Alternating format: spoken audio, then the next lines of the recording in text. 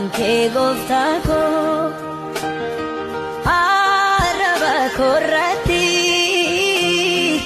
arati binyae akuma damati mata dure kadannaa jedhu Maatiyos boqonnaa torba kaafnee makola tokkotti hojii ergamoota dachaa 55 hanga 35tti ilaaluu dandeenya. Maaliif kadhanna? Tokko rakkina ooluudhaaf kadhanna. Maaliif rakkina oolla? Rakkinni fira keenya miti. Rakkinni aantii keenya miti. Rakkinni hiriyaa keenya miti. Rakkinni kennaa keenya miti. Rakkinnis kennaa Waaqayyoo miti. Rakkinnis kennaa Hafuura Qulqulluun kennu miti. Rakkina kan kennu eenyu jettanii fudhattanii yoo laattan seexan hafuura hamaa biyya lafaati. Rakkinni maal keessaa maddaa yoo jettan biyya lafaa keessaa madda. Jireenyi garuu Waaqarraa madda. Biyya lafaa keessa maaltu jira? Rakkina jira. Gooftaan yeroo dubbate kan jedhu isin rakkina qabduu jedhe. Bal'ina qabduu jedhe. Rakkina qabduu jedhe. Jabaadhaa ani immoo rakkina moo'inaa jedhe. Dhaloota tamiitu rakkina moo'uu danda'a jettanii ofirratti hin laattan. Dhaloota kadhachuu danda'a. Burqaan rakkinaa maal?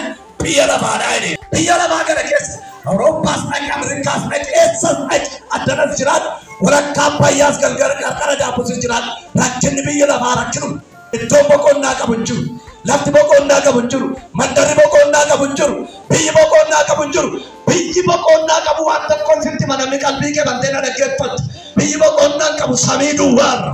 Namoonni amantii keessa jiraatan hundumti isaanii rakkoo garaagaraadhaan darban. Abrahaamii yoo fudhattan si'a tokko Abimelekii sodaachaa, mana abbaa maatii sodaachaa, biyya sodaachaa yeroo inni jiraate argitaniitu. Biyya ormaatti yeroo inni galaatee sodaan jireenya isaa keessa akkamii jiru argitaniitu. Rakkinni nama sodaachise, rakkinni nama yaaddese. Maaliif sodaate Abrahaam yoo jettan biyyaa bee biyya biraa dhaqee achitti haadha manaa harkaa fudhachuuf jennaan Waaqayyo haadha manaa isaa isa gidduu dhaabatee namichatti dheekkamee harkaa baasee hin sodaate. Softaan kan inni jedhe balbala rukutaa isinii banamaa jedhe malee balbala cufaan jenne balbala rukutaa isinii banamaa kadhadhaa isinii kennamaa yoo kadhattan hin argattu jedhe malee yoo kadhattan hin dhabdu hin jenne Yesuus. Kan inni jedhe maal jedhe kadhadhaa isinii kennamaa. Namni kadhannaadhaaf lafa kana dhuftan ammayyuu harka keessa yoo ol kaafatan ergaan isinii qaba.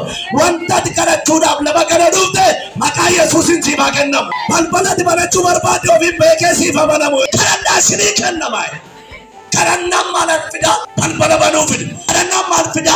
Kennaa fida. Kadhannaan maal fida? Ayyaana fida, humna fida. Namni akka ayyaanatti jiraatu godha. Yeroo kadhattan ayyaana isinii dhufu. Yeroo kadhattan humnatu isinii dhufu. Yeroo kadhattan amaanaatu isinii dhufu. Yeroo kadhattan ulaatu isinii banamu. Kadhannaa keessa maaltu argama? Ayyaanatu argama. Ayyaana keessaa immoo maaltu argama? Balbala bana. Ayyaanni jiraannaan immoo seexanni lafa ayyaanaan jiru. Humni hamaan lafa ayyaanni jiru hin taa'u. Dukkanni hin taa'u. Rakkinni hin taa'u. Hiyyumni hin taa'u. Lolli hin taa'u. Cabi hin taa'u. Miidhamni addaan taa'u. Nama kadhatuuf Waaqayyo ayyaana laata. Saba kadhatuuf Waaqayyo ayyaana laata. Nama kadhatuuf Waaqayyo ayyaana isaa laata. Isaayyaas boqonnaa 45 lakkoofsa 2 kaaftanii ofirratti laattan Qiiroosiin akkas jedhe si dura deemee gufuu si fuulduraa buqqisaa. Gufuun jira bee gufuun nama keessa goree gufuun hin dhufu. Seexana kee goree gufuun hin dhufu. Waan ati hojjettu irra dhaabatee gufuun hin dhufu. Hin kadhattaa gufuun inni sii dhaabu bira si dabarsa Waaqayyo. Gufuu namni sii kaa'u bira si haa dabarsu Waaqayyo. Roma boqonnaa 13 yeroo itti dura amanne caalaas amma guyyaan fayyinaa nutti waan dhiyaateef yeroon kun yeroo itti hirribaa dammaqoon isinirra jiru ta'uu isaa beekaa. Isa dura amanne caalaa amma guyyaan fayyinaa. Gufuu bira darbuun hamma, dura bira darbuun hamma, rakkina bira darbuun hamma, lola bira darbuun hamma, isa si nyaatu bira darbuun hamma. Yeroon saamma Yesuusin gufuu misii qabra si haa dabarsu Waaqayyo. Kadhannaan maaliif nu fayyada? Dadammaqiinsa hafuuraa foonii nurratti fiduudhaaf nu fayyada. Yesuus biyya lafaarra gaafa ture waan lamaan nu tajaajile. Warra beelaan nyaachisaa, warra sagalee barbaadan immoo sagalee kennaa. Akkas jedhe guyyaa amma kanaan bira turaniiru yoo gadi isaan dhiise ururiin bakkeetti isaan naa. Kanaafuu teessisaa maal qabdu jedhe bartootaadhaan. Waan isaaniin barbaachisu jireenya bara baraatti meera. Waan isaaniin barbaachisu jannatatti meera. Jiruutti meera. Waa'ee hafuuraatti meera. Garuu maan isaaniin dadhabee jira. Boqonnaa sanarraa maan isaanii dadhabee jira. Foon isaaniitu beela'ee jira. Beela'ee waan jiruuf dammaqiinsa isaanii gochuuf teessisaa gad inni isin ururiin bakkeetti dhaa'e. Eliyaasi boqonnaa lamarraa kaaftanii attanii laattan.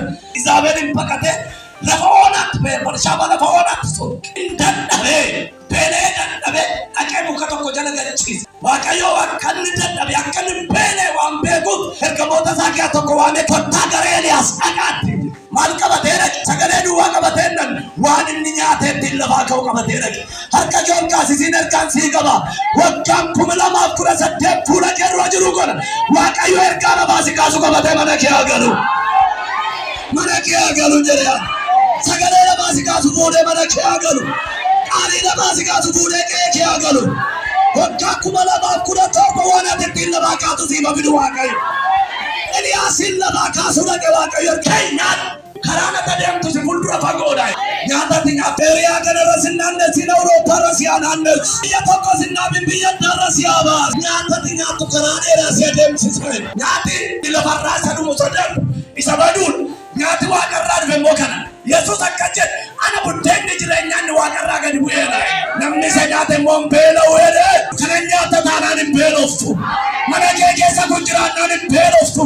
Mana kee keessa kun jiraannaan hin beeloftu. Haraddaa keerra dannaa keerra kun jiraannaan hin beeloftu. Jiraatu mana keessa hin kee kanuma nyaannaan hin jiraattu.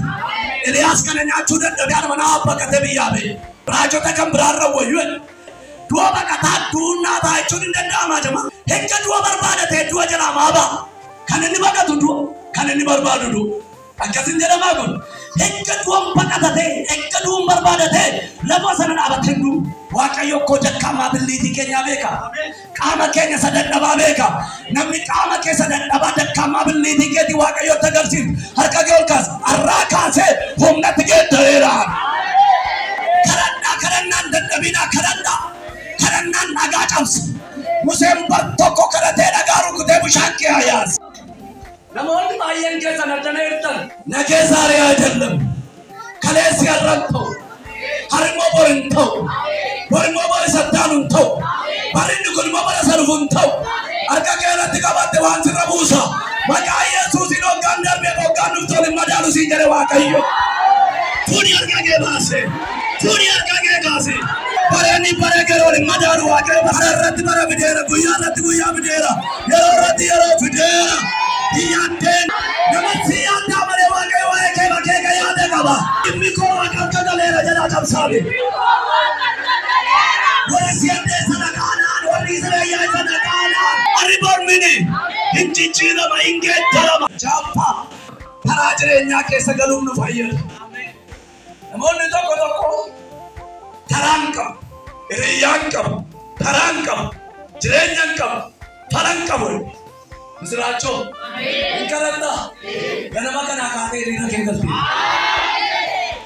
Yoo fudhachaa jiru.